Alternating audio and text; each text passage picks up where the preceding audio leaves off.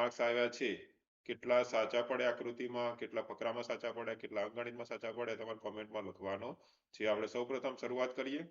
પ્રશ્ન 1 આપેલી છે, તો એની અંદર છે પ્રશ્ન 1 થી 4 ની અંદર આપણે શું શોધવાનું છે મિત્રો? તમે સૂચના ખાસ વાંચી હશે કે જુદી પડતું ચિત્ર આપણે શોધવાનું છે. તો 1 નંબરના ચિત્રની આપણે સમજીએ તો અહીંયા આપણને બધા જ છે એ દર્પણ પ્રતિબિંબ ના આપણને ચિત્ર જોવા મળે છે. જ્યારે આ ડી છે એ આપણને સીધું એવું ને એવું જ પ્રતિબિંબ મળે છે, એવું ની આકૃતિ મળે છે. આપણે આકૃતિ 2 જોઈએ તો 2 નો આપણે સાચો જવાબ દરેકના 2 ભાગ પડે છે અને સમાન ભાગ પડે છે, અને સી માં છે સમાન ભાગ પડતા નથી. મિત્રો આપણે ઝડપથી ખાલી સોલ્યુશન કરીશું, પછીના વિડીયોમાં આપણે શાંતિથી સમજવાનો પ્રયત્ન કરીશું. આકૃતિ 3 ની અંદર જવાબ આવશે એ જવાબ આવશે, કારણ કે અહીંયા ત્રિકોણ છે, બાકી બધામાં 4 ખૂણાવાળી આકૃતિ છે.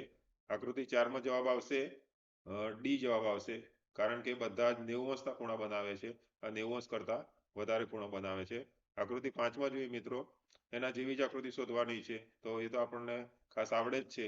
તો એવી આકૃતિ શોધતા આપણને સાચો જવાબ સી મળશે, બરાબર. એના પછી આકૃતિ 6 જોઈએ તો 6 નો પણ તમે શોધવા પ્રયત્ન કરશો તો એનો પણ સાચો જવાબ આપણને સી મળવાનો છે. 7 નંબરની આકૃતિ છે મિત્રો, બિલકુલ સહેલી છે, તમે અભ્યાસ કર્યો હોય તો આ આપણને બહુ સરળ લાગે ને એનો સાચો જવાબ આવે છે બી જવાબ આવે છે. આકૃતિ 8 જોઈએ તો 8 નો આપણને સાચો જવાબ બી મળે છે. આકૃતિ નંબર 9 આપણે પૂર્ણ કરવાની છે આકૃતિ, તો અહીં આપણે ભાગ ગોઠવવાનો છે, તો એ પ્રમાણે જોઈએ તો આપણને સાચો જવાબ ડી મળશે. આકૃતિ 10 તો 10 છે એ પ્રમાણે આપણે અહીંયા ગોઠવીએ તો ખોટી આકૃતિ કાઢતા આપણને બી સાચો જવાબ મળશે.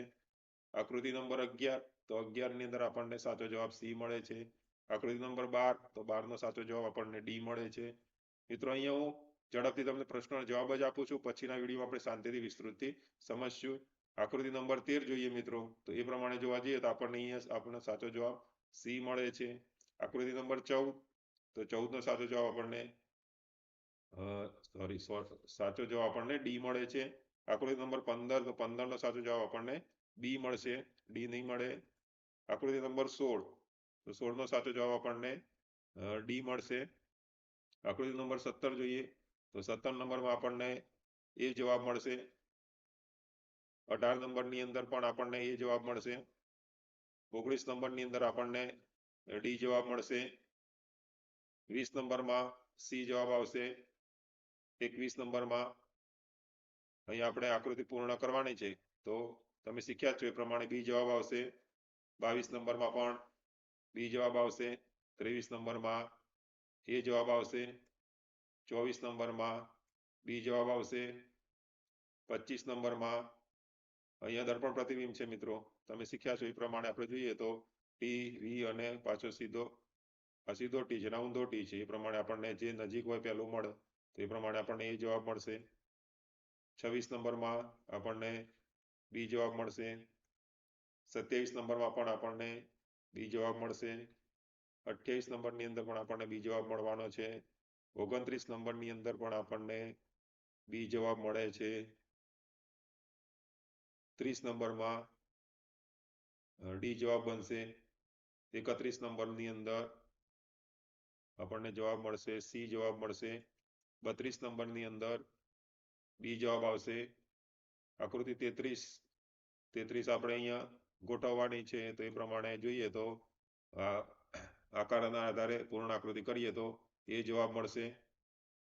34માં આપણને સી જવાબ મળશે. 35માં બી. 36માં પણ બી જવાબ થશે.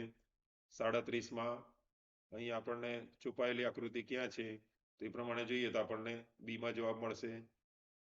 38ની અંદર સીધો વાય જેવો આકાર છે, આપણને એમાં મળવાનો છે.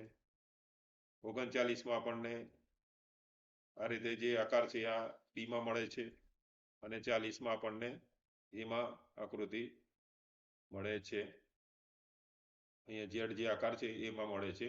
એ પ્રમાણે આપણે હવે ગણિતના પ્રશ્નો જોઈએ મિત્રો, તો અહીંયા 41 નંબર 1 થી 11 વચ્ચે કેટલા અવિભાજ્ય સંખ્યાઓ તો 1 ન ગણવાની ને 11 નહીં ગણવાની, પ્રમાણે ગણીએ તો આપણને બી જવાબ એટલે 4 અવિભાજ્ય સંખ્યાઓ મળશે. 42 નંબરનો પ્રશ્ન 999 અને 9999 નું ગુણફળ એટલે ગુણાકાર કરવાનો મિત્રો, તમે ગુણાકાર કરશો એટલે આપણને સાચો જવાબ સી મળશે.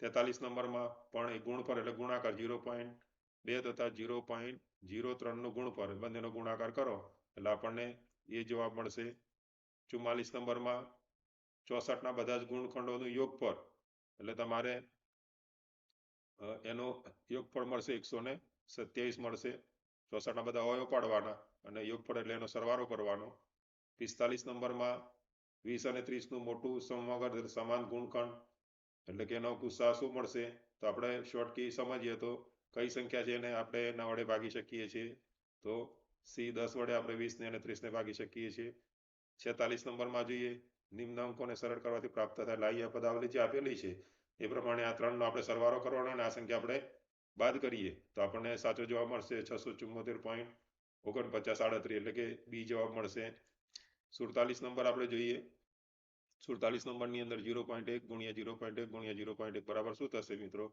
તો 1 ગુણાકાર કરીએ આપણને તો એનો સાચો જવાબ આપણને બી મળશે 0.001 મળશે 48 નંબરમાં આપણે આ પ્રમાણે ભાગાકાર છે ભાગાકાર એટલે બે સંખ્યાનો ગુણાકાર કરી દેવાનો અને પછી આનો સરવાળો કરીએ તો એ પ્રમાણે આપણને સાચો જવાબ આપણને શું મળે છે સી જવાબ મળશે 7/4 49 ની અંદર આપણને 999 ભાગ્યા 1000 નું દશાંક સ્વરૂપ બિલકુલ ઈજી વસ્તુ છે બરાબર મિત્રો 3 પોઈન્ટ કાપી નાખીએ એટલે તરત સીધા આપણને સી જવાબ 0.999 મળશે 50 નંબરમાં 0.238 ના અવિભાજ્ય રૂપ શું આવશે મિત્રો તો 238 ના છેદમાં 1000 કરી દઈએ અને છેદ ઉડાડી દઈએ તો તરત જ આપણને જવાબ મળશે એ 119 ના છેદમાં 500 51 નંબરની અંદર જોઈએ તો મિત્રો તો 51 નંબરની અંદર આપણને સાચો જવાબ મળશે બી જવાબ મળશે 0.01 મીટર વર્ગ મીટર 52 નંબરની અંદર જોઈએ તો આખો રકમ આપણે ગણીએ તો એ પ્રમાણે આપણને 4 કલાક ને 45 મિનિટ જવાબ બી મળશે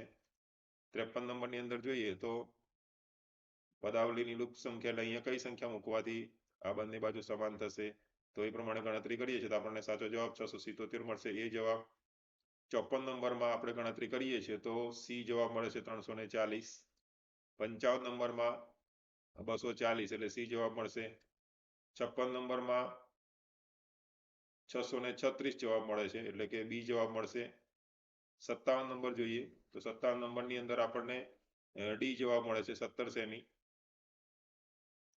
58 નંબરની અંદર જોઈએ તો એક પૂર્ણકોણ બરાબર છે કેટલા લંબકોણ થશે તો પૂર્ણકોણ બરાબર કેટલા લંબકોણ થશે તો 4 લંબકોણ ડી જવાબ થશે 59 માં જોઈએ તો એક લંબચોરસના બધા જ અંતઃકોણનું યોગફળ અંતઃકોણ એટલે અંદર રહેલા ખૂણાઓનું યોગફળ એટલે કે સરવાળો તો બધા 90 અંશના ખૂણા હોય તો 4 નો સરવાળો કરો તો કેટલા થશે 360 અંશ થશે 60 નંબરનો આપણે ગણતરી કરીએ તો જે બાળક નથી એવા પરિવારો આપણે ગણતરી કરવા જઈએ તો આ બધાનો સરવાળો કરી અને કુલ પરિવાર 115 માંથી આપણે બાદ કરી નાખીએ તો આપણને 25 પરિવાર એટલે કે સી જવાબ મળશે હવે આપણે મિત્રો ફકરાના પ્રશ્નો જોઈએ આ ફકરો આપણે વાંચી અને સમજી અને પછી 61 નંબરથી આપણે ચાલુ કરીએ તો 61 નો સાચો જવાબ આપણને કુલ આપણા માટે અનેક રૂપોમાં શું થશે ઉપયોગી એટલે બી જવાબ થશે 62 નંબરમાં આપણને સી જવાબ મળે છે 63 નંબરની અંદર આપણને એ જવાબ મળશે ચા અત્તર અને સૌંદર્ય પ્રસાધન બનાવવામાં 64 નંબરમાં ખાલી જગ્યા ફૂલોનો ઉપયોગ દવાઓ બનાવવા માટે થાય છે બધા નથી થતો પણ અમુક જ ફૂલોનો દવા બનાવવા માટે ઉપયોગ થશે બી જવાબ થશે 65 નંબરની પ્રભાવ શબ્દનો અર્થ થશે અહીંયા સાચો જવાબ આપણને બી જવાબ મળશે અસર આપણે પ્રમાણે 66 નો પ્રશ્ન જોઈએ આ ફકરો વાંચી તો એ પ્રમાણે આપણને 66 નંબર સોનમ પોતાના ખાલી જગ્યા સાથે દુકાન પર ગઈ તો કોની સાથે ગઈ હતી તો પિતા સાથે ગઈ હતી બી જવાબ 67 ઉપર પ્રશ્ન જોઈએ તો કેવી સાયકલ એને દેખાઈ તો લાલ રંગની એ જવાબ આવશે 68 નંબરનો જોઈએ તો 68 નંબરમાં આપણને શું જવાબ આવશે તો એ જવાબ આવશે તેના જન્મદિવસની ભેટના રૂપમાં એને સાયકલ આપી હતી 69 માં જોઈએ તો સોનમે પોતાની ખુશી વ્યક્ત કરી કેવી રીતે કરી તો પોતાના માતા પિતાને ભેટીને એ જવાબ આવશે 70 નંબરમાં આશ્ચર્ય પામી એટલે કે શું થઈ ગયું ભાઈ તો વિસ્મિત થઈ ગઈ બી જવાબ આવશે 71 નંબર આ ફકરો વાંચ્યા પછી આપણે 71 નંબરના પ્રશ્નની જોઈએ તો એનો નૃત્ય કરતી બાળકીએ જાડા કાચની પાછળ બંધ કરવામાં આવી છે કારણ કે શું જવાબ છે આ દુર્લભ કલા કૌશલ્ય છે એટલે એ જવાબ આવશે બરાબર પ્રશ્ન નંબર 72 પેન્ડન્ટ નો ખાલી જગ્યાનો ભાગ છે તો શાનો ભાગ છે પેડન્ટ છે હારનો ભાગ છે, બી જવાબ આવશે. 73 નંબરમાં આપણને 73 નંબરની કથન 1 અને 2 વાંચો ને આપેલ વિકલ્પમાં સાચો જવાબ શોધો તો એ પ્રમાણે આપણને એ જવાબ મળશે. બરાબર. અને 74 નંબર જોઈએ તો 74 કયો શબ્દ નિર્ભીકનો પર્યાય નથી? નિર્ભીક એટલે કે પર્યાય નથી એટલે એના જેવો નથી એટલે ડરપોક, એ પર્યાય નથી કહેવાય, એ જવાબ મળશે. 75માં કલા કૌશલ્યનો અર્થ શું થશે? તો મનુષ્ય દ્વારા બનાવેલ કળાના નમૂના. 76 નંબરનો પ્રશ્ન જોઈએ તો આ ફકરો વાંચ્યા પછી મિત્રો 76 નંબરમાં આપણે જોઈએ તો આપણને સાચો જવાબ સી મળશે. 77 નંબરની અંદર આપણને સાચો જવાબ મળશે બી જવાબ મળશે. 78 નંબરમાં પણ આપણને બી જવાબ મળશે. 79 ની અંદર આપણને સી જવાબ મળશે. વિશાળનો વિપરીત અર્થ એટલે કે લઘુ, નાનું. અને 80માં આપણને ડી જવાબ મળશે. મિત્રો અહીંયા આપણને જે એ સિરીઝનું પેપર હતું, તમારી પાસે જે કાંઈ પેપર હોય એ પેપર પ્રમાણે તમે આ પ્રશ્નો અને આકૃતિના નંબર, પ્રશ્નો નંબર જોઈ અને પોતાનું પેપર સોલ્વ કરી અને તમારે કેટલા માર્ક્સ આવે છે કોમેન્ટની અંદર લખવાનો છે. લખશો ને મિત્રો?